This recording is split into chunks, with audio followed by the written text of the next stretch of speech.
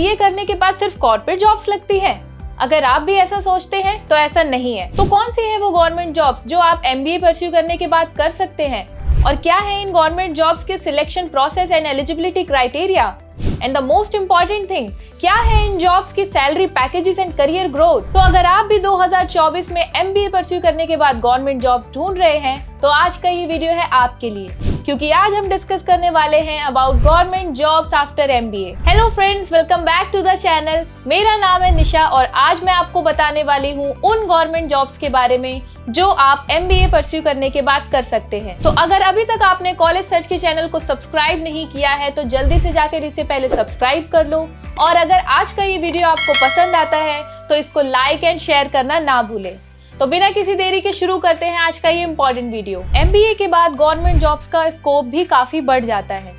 Government sectors में MBA graduates के लिए करियर ग्रोथ और उनकी स्टेबिलिटी काफी अच्छी हो जाती है। तो आइए जानते हैं कि ऐसे कौन से वो टॉप गवर्नमेंट जॉब्स हैं जो आप MBA परस्यू करने के बाद कर सकते हैं। सबसे पहले नंबर पे आते हैं पब्लिक सेक्टर बैंक्स यानी कि PSB। MBA ग्रेजुएट्स के लिए इंडिया के कई सारे टॉप बैंक्स भी जॉब ऑफर करती हैं, जिनमें SBI और BOB जैसे बैंक्स आते हैं। अब ये किस तरीके के जॉब रोल्स ऑफर करते हैं? जॉब रोल्स में आते हैं मैनेजमेंट ट्रेनी या फिर इन्वेस्टमेंट बैंकिंग ऑफिसर जैसे जॉब रोल आते हैं। अगर हम जॉब्स की रोल्स एंड रिस्पॉन्सिबिलिटी की बात करें तो मैनेजमेंट ट्रेनी में एम्प्लॉय को कस्टमर हैंडलिंग करनी होती है या फिर न्यू अकाउंट हैंडल करना होता है, और इसी तरीके के कई सारे जॉब रोल्स इसमें आते हैं। वहीं पर अगर हम इन्वेस्टमेंट बैंकर की बात करें तो इसमें एम्प्लॉय को कस्टमर को इन्वेस्टमेंट के बारे में समझाना होता है, और साथ ही साथ मार्केट के एनालिसिस भी करने होते हैं, साथ ही साथ कस्टमर रिलेशनशिप भी बनाना होता है और कस्टमर प्रेजेंटेशन भी करनी होती है। पब्लिक सेक्टर्स के कुछ एग्जाम्स होते हैं जैसे कि SBI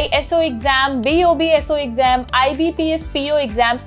ये सारे एग्जाम्स क्लियर करके भी आप जॉब्स ले सकते हैं। वहीं पर अगर हम एलिजिबिलिटी क्राइटेरिया की बात करें तो स्टूडेंट के पास ग्रेजुएशन डिग्री होनी चाहिए from a recognised university. Student की एज लिमिट की अगर बात करें तो स्टूडेंट की एज 20 ईयर से 30 ईयर्स के बीच होनी चाहिए।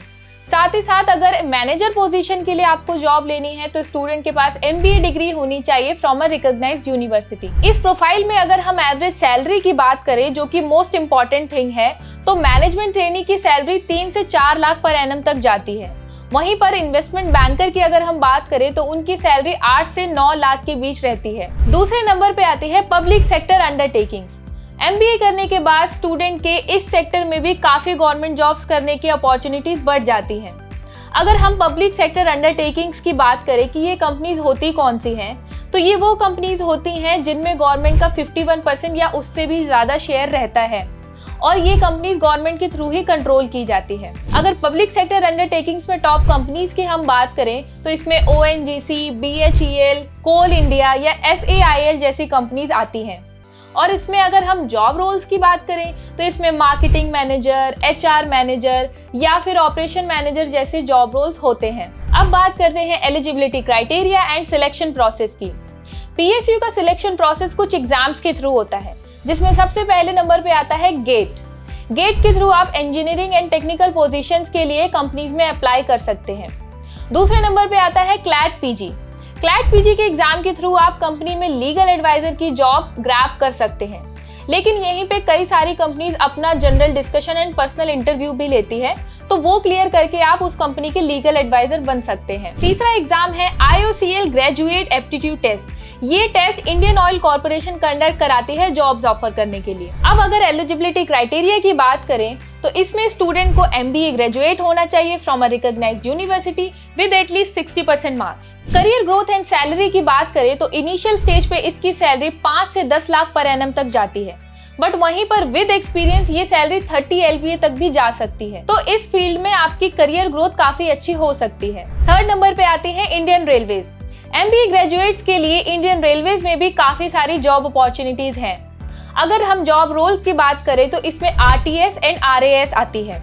RTS यानी कि railways traffic service and RAS यानी कि railways account service. Indian railways में अगर हम रोल्स एंड रिस्पॉन्सिबिलिटीज की बात करें तो पहले नंबर पे आती है रेलवेज ट्रैफिक सर्विस। इस रोल में ऑफिसर को गुड्स एंड पैसेंजर ट्रेन की स्मूथ एंड फास्ट ट्रांसपोर्टेशन का ध्यान रखना होता है। दूसरे नंबर पे आती है फाइनेंस एग्जीक्यूटिव इन रेलवेज। अगर किसी एप्लीकेंट ने MBA इन फाइनेंस किया हो और वो फाइनेंस के फील्ड में जॉब करना चाहता हो तो वो इंडियन रेलवेज में फाइनेंस एग्जीक्यूटिव जॉब के लिए अप्लाई कर सकता है। इसमें उस एम्प्लॉय को इंडियन रेलवेज के फाइनेंस को मैनेज करना होता है, फाइनेंशियल रिपोर्ट्स बनानी होती है और साथ ही साथ फाइनेंशियल ट्रेंड्स भी देखने होते हैं। अब बात करते हैं इंडियन रेलवेज की eligibility criteria and selection process की। तो पहले नंबर पे आता है रेलवेज ट्रैफिक सर्विस। इस रोल के लिए एप्लीकेंट को यूपीएससी क्लियर करना होगा, साथ ही साथ उसके पास बैचलर्स डिग्री भी होनी चाहिए। और अगर हम एप्लीकेंट की एज लिमिट की बात करें तो उसकी एज 21 ईयर से 32 ईयर्स के बीच होनी चाहिए। दूसरे नंबर पे आती है फाइनेंस एग्जीक्यूटिव इन रेलवेज। इस जॉब प्रोफाइल के लिए स्टूडेंट के पास बैचलर्स डिग्री होनी चाहिए इन कॉमर्स और फाइनेंस विद एटलीस्ट 55% मार्क्स, साथ ही साथ एमबीए इन फाइनेंस और accounting with at least 55% marks. Indian railways इस जॉब प्रोफाइल के लिए कुछ एग्जाम्स के थ्रू भी जॉब्स देती हैं, जिनमें आते हैं RRB general graduate exam and RRB finance and accounting examiner exam. अगर हम इंडियन रेलवेज में करियर ग्रोथ एंड सैलरी की बात करें तो इनिशियल लेवल पर इसकी सैलरी 8 से 10 लाख पर एनम तक रहती है, वहीं पर एक्सपीरियंस लेवल पर इसकी सैलरी 40 LPA तक भी जाती है। सो गाइज, अगर आपको ये वीडियो अच्छी लगी हो तो इस वीडियो को लाइक एंड शेयर करना ना भूलें और ऐसी ही इंफॉर्मेटिव वीडियोस के लिए कॉलेज सर्च के चैनल को सब्सक्राइब करें। मिलते हैं नेक्स्ट वीडियो में।